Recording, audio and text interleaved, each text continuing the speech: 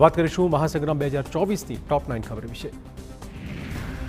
Lok Sabha election માટે ભાજપે ઉમેદવારની 10મી યાદી જાહેર કરી છે, જેમાં 9 ઉમેદવારના નામ સામેલ છે, જ્યારે કે આસનસોલ બેઠક પરથી ભાજપે નવો ઉમેદવાર ઉતાર્યો છે। ઉત્તર પ્રદેશની 7 બેઠકો અને પશ્ચિમ બંગાળની આસનસોલ તથા ચંદીગઢ બેઠકનો સમાવેશ કરાયો છે। પહેલા આ બેઠક પરથી ભોજપુરી ફિલ્મ સુપરસ્ટાર પવન સિંહને ટિકિટ આપવામાં આવી હતી, તેની જગ્યાએ SS અહલુવાલિયાને ટિકિટ ફાળવવામાં આવી છે। ચંદીગઢથી કિરણ ખેર અને પ્રયાગરાજથી બહુગુણા જોશીની ટિકિટ કાપી નંખાઈ છે। આ બેઠકો ઉપર ભાજપે નવા ઉમેદવાર ઉતાર્યા છે। તમિલનાડુમાં ચૂંટણી સભાને સંબોધતા પીએમ મોદીએ ડીએમકે સરકાર પર પ્રહારો કર્યા, કહ્યું કે કોંગ્રેસ અને ડીએમકે પાર્ટીએ પાખંડ રચીને આખા દેશમાં ભ્રષ્ટાચાર આચર્યો છે।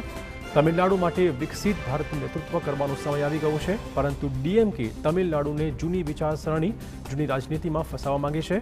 આખી ડીએમકે એક પારિવારિક કંપની બની ગઈ હોવાનો પણ તેમણે આક્ષેપ લગાવ્યો, જેના કારણે ડીએમકેનું પારિવારિક રાજકારણ તમિલનાડુના યુવાનોને આગળ વધવાની તક નથી આપતું। પશ્ચિમ બંગાળના દક્ષિણ દિનાજપુરમાં જનસભાને સંબોધતા ગૃહપ્રધાન અમિત શાહે કહ્યું કે મમતા સરકારમાં મહિલાઓ પર અત્યાચાર થઈ રહ્યા છે, છતાં મમતા કંઈ કરતા નથી। તેમણે કહ્યું કે ભૂપતિનગરમાં થયેલા બોમ્બ વિસ્ફોટ કેસમાં એનઆઈએ તપાસ કરી રહી છે। આ વિસ્ફોટમાં સામેલ શખ્સો સામે આગળ પગલાં લેવાશે। સંદેશ ખાલીનો ઉલ્લેખ કરતા તેમણે કહ્યું હતું કે સંદેશ ખાલી જેવી શરમજનક ઘટના પર પણ ટીએમસી રાજનીતિ કરી રહ્યું છે। બંગાળની મહિલાઓ જાગી રહી છે, જોઈ રહી છે કે તમે સંદેશ ખાલીની ઘટનાના આરોપીઓ સાથે છો। જમ્મુ કાશ્મીરના કઠુઆમાં સીએમ યોગીએ ચૂંટણી સભાને સંબોધતા કહ્યું હતું કે આજે જો કોઈ ઉત્તર પ્રદેશમાં ગુંડાગીરી કરે છે તો અમે તેને ઊંધો લટકાવી દઈએ છીએ। યોગીએ કહ્યું કે છેલ્લા 7 વર્ષમાં યુપીમાં એક પણ હુલ્લડ થયું નથી અને હવે કર્ફ્યુની જરૂર નથી। હું જમ્મુ કાશ્મીરના તમામ લોકોને અયોધ્યા માટે આવવાની વિનંતી કરું છું। જમ્મુ કાશ્મીરમાંથી આતંકવાદના મૂળમાંથી આવતી કલમ 370 હટાવવા બદલ હું પીએમ મોદી અને ગૃહપ્રધાન અમિત શાહનો આભાર માનું છું।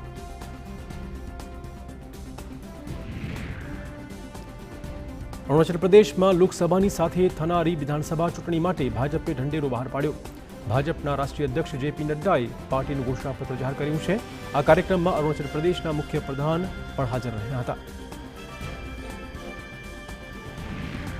લોકસભા ઇલેક્શનને લઈને ઉત્તર પ્રદેશમાં સપા અધ્યક્ષ અખિલેશ યાદવે પોતાનો ચૂંટણી ઢંઢેરો જાહેર કર્યો છે, જેમાં અખિલેશ યાદવે અનેક વાયદાઓ કર્યા છે। સમાજવાદી પાર્ટીનો ઢંઢેરો જાહેર થતાં અખિલેશ યાદવે કહ્યું હતું કે અમે ગરીબોને ફ્રી રાશનમાં ઘઉંના બદલે લોટ આપીશું અને દરેક પરિવારને 500 રૂપિયાનો ડેટા ફ્રી આપીશું। 2025 સુધીમાં અમે જાતિ આધારિત વસ્તી ગણતરીમાં કરાવીશું।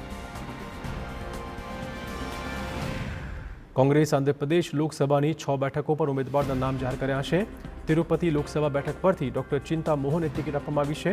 નેલ્લોર લોકસભા બેઠક પરથી કોપ્પુલા રાજુને ઉમેદવાર બનાવાયા છે। આ સિવાય કોંગ્રેસ દ્વારા 12 વિધાનસભા બેઠકો માટેના ઉમેદવાર પણ જાહેર કરાયા છે। આંધ્રપ્રદેશ વિધાનસભાની તમામ 175 બેઠકો માટે એક તબક્કામાં મતદાન થવાનું છે। લોકસભા ચૂંટણી માટે શરદ પવાર એનસીપીએ ઉમેદવારોની ત્રીજી યાદી બહાર પાડી। સુપ્રિયા સુળેને બારામતીથી ઉમેદવાર બનાવાયા છે। શરદ પવારે આ યાદીમાં 2 નામની જાહેરાત કરી છે। શશિકાંત શિંદેને સતારા સીટથી અને શ્રીરામ પાટીલને રાવર સીટથી ઉમેદવાર બનાવાયા છે। મહારાષ્ટ્રમાં શરદ પવાર એનસીપી 10 બેઠકો પર ઇલેક્શન લડશે।